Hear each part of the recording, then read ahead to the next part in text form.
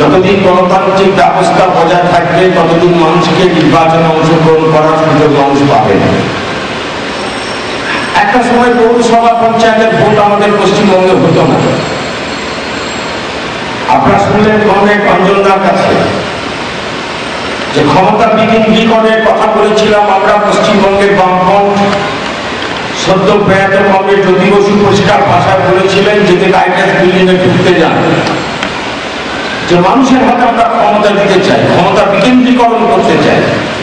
Titus building থেকে আমরা ক্ষমতা পরিচালনা করব না। যে কথা কমরেড জ্যোতি বসু বলেছিলেন সেইভাবে পৌরসভা এবং পঞ্চায়েতের ভোট ঠিক সময় হয়।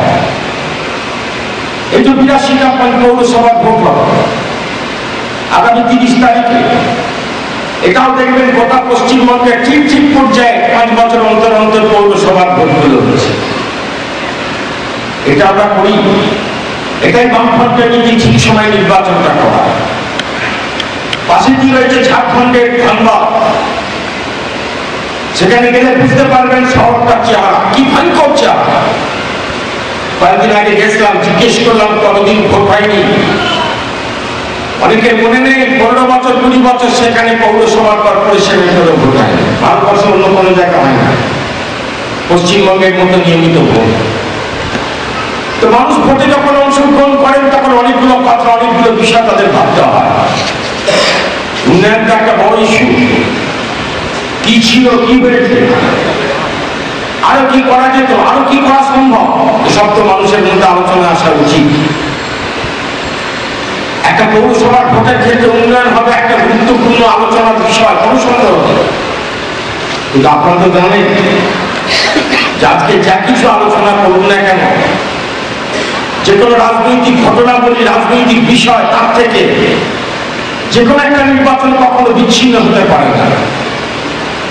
কারণ আমাদের দেশের খবরের কাগজ, আমাদের দেশের টেলিভিশন, আমাদের দেশের প্রচার যন্ত্র, সবাই দেখবেন আজকে ইস্যুটাকে কোন জায়গাতে আস্তে আস্তে নিয়ে চলে যাওয়ার চেষ্টা করছে। আমাদের দেশের টেলিভিশন, খবরের কাগজ, তাদের একটা অদ্ভুত ভূমিকা।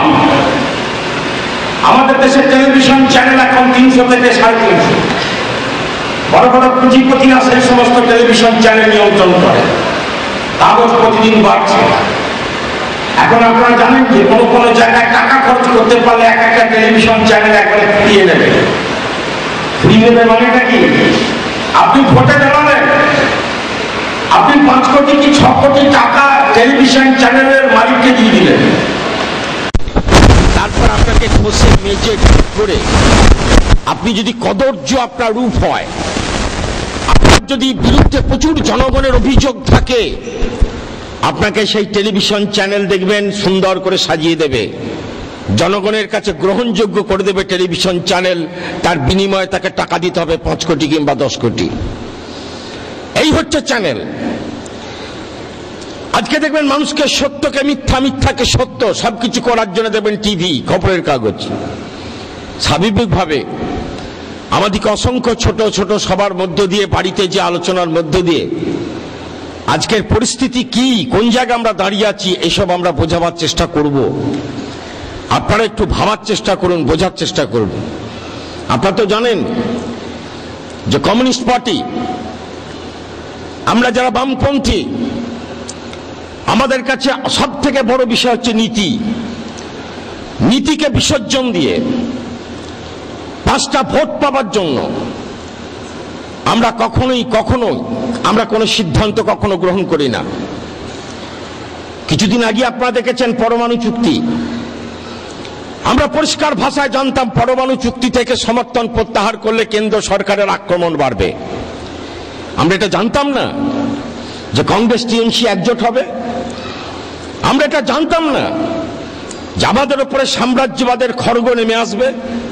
আমরা জানতাম প্রচন্ড আক্রমণের মুখে পড়ব যদি পরমাণু চুক্তি থেকে আমরা সমর্থন প্রত্যাহার করে নিই। মাথা উঁচু করে পরমাণু চুক্তি থেকে সমর্থন আমরা প্রত্যাহার করেছি নীতির কারণে। কারণ সাম্রাজ্যবাদের কাছে মাথা নিচু করে কমিউনিস্ট পার্টি কখনো এগিয়ে চলতে পারে না। কমিউনিস্ট পার্টি সাম্রাজ্যবাদ বিরোধী আন্দোলনের দীর্ঘ ঐতিহ্য নিয়ে দাঁড়িয়ে আছে। কমিউনিস্ট পার্টি, তার পক্ষে সম্ভব না আজকে জনগণ যেটা বুঝতে পারেনি, আগামী দিনে জনগণ সেটা বুঝতে পারবে। আমার কাছে 10টা 15টা সিট কি হলো না হলো আমার কাছে বিবেচ্য বিষয় না। আমার কাছে সব থেকে বড় দরকার নীতি। নীতিকে বিসর্জন দিয়ে কমিউনিস্ট পার্টি কখনো পথ চলতে পারে না। আপনারা তো দেখলেন পরমাণু চুক্তিকে কেন্দ্র করে আমরা যে ভূমিকা নিয়েছিলাম। আজকে বলুন, যারা পড়াশোনা করে মানুষ তাদেরকে জিজ্ঞেস করি, বামপন্থীরা যা যা বলেছিল তা সত্য পরিণত হয়েছে। আমেরিকা বলছে জ্বালানি দেবো না, নতুন নতুন শর্ত আরোপ করছে আমেরিকা। এমনকি মনমোহন সিংকে বলেছে যে পরমাণু চুল্লি হবার পর যদি কোনো দুর্ঘটনা হয় তার দায়িত্ব আমার আমেরিকার না, তোমার দেশে। কাগজে পড়ছেন আপনারা, মেনে নেবেন? ভারতবর্ষের কোন জায়গাতে পরমাণু দুর্ঘটনা ঘটলো, চুল্লিতে লক্ষ লক্ষ লোক মারা গেল, তার জন্য আমেরিকা কোনো দায়ী থাকবে না, দায়ী হবে ভারতবর্ষের সরকার। আমরা প্রতিবাদ করছি। প্রতিবাদটা ন্যায়সঙ্গত না আমরা অন্যায় করছি? সব মানুষকে আমরা বোঝাতে পারি না। কিছু কিছু মানুষ ভাবেন এসব কঠিন ব্যাপার মাথায় ঢুকবে না। কেন ঢুকবে না? দেশের স্বার্থের কথা ভাববেন না? আজকে জ্বালানি চুক্তি সবকিছুকে কেন্দ্র করে, চুল্লি সবকিছুকে কেন্দ্র করে নতুন নতুন বিতর্ক তৈরি করছে আমেরিকা। আজকে বড় বড় বুদ্ধিজীবী তারা পর্যন্ত স্বীকার করতে বাধ্য হচ্ছেন বামপন্থীরা যা বলেছিল তা সঠিক, কিন্তু সেই আওয়াজ সব মানুষের কাছে যে পৌঁছচ্ছে না। সাম্রাজ্যবাদের আক্রমণ কত তীব্র তীক্ষ্ণ আমরা কেউ ভাবার চেষ্টা করি? আমরা কেউ জানার চেষ্টা করি যে আক্রমণ কত তীক্ষ্ণ? কংগ্রেসের সঙ্গে সাম্রাজ্যবাদের প্রতিদিনকার সম্পর্ক কেন্দ্র করে অনেক ইতিহাস আছে। 1971 সাল আপনারা জানেন, আমেরিকা সব কথা বলে দেয়।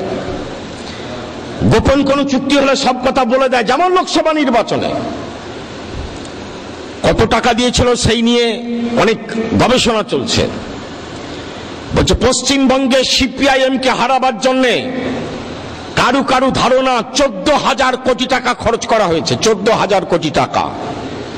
টিভি, খবরের কাগজ, গুজব ছড়াবার জন্য টাকা, ভোট কেনার জন্য টাকা, 14,000 কোটি টাকা খরচ করা হয়েছে। কারু কারু বক্তব্য এসব বেরুবে একদিন। যে মানুষ কংগ্রেসকে ভোট দিয়েছেন, টিএমসি কে ভোট দিয়েছেন, যে মানুষ ওদের দ্বারা প্রভাবিত হয়েছেন, একদিন তারাও বুঝবেন এর পিছনে কারা ছিল। কারণ পরমাণু চুক্তির বিরোধিতা করেছে সিপিআইএম, অতএব সিপিআইএম কে শিক্ষা দিতে হবে। দিল্লিতে তার এমপি কমাতে হবে। যত দিল্লিতে এমপি কমাবো তত লাভ হচ্ছে আমেরিকা, তত লাভ হচ্ছে দিল্লির কংগ্রেস সরকারের। প্রচুর টাকা খরচ করেছে তারা।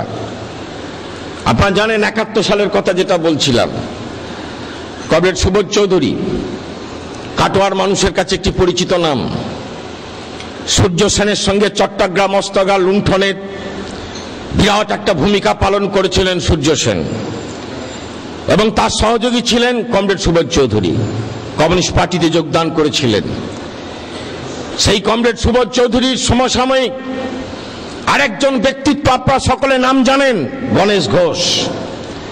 চট্টগ্রাম অস্ত্রাগার লুণ্ঠনের আরেকজন নায়ক। আন্দামান সেলুলার জেলে তার জীবন কেটেছিল গণেশ ঘোষের। এই সমস্ত মানুষ দুদিন 3 দিনের যোগী ছিল না। অনেক লড়াই, অনেক সংগ্রাম করতে হচ্ছে ব্রিটিশদের বিরুদ্ধে, ইংরেজদের বিরুদ্ধে, দেশটা যখন পরাধীন ছিল। সেই গণেশ ঘোষ 1971 সালে নির্বাচনে পরাজিত হলো কলকাতায় প্রিয়রঞ্জন দাস মুন্সির কাছে, দক্ষিণ কলকাতা কেন্দ্রে।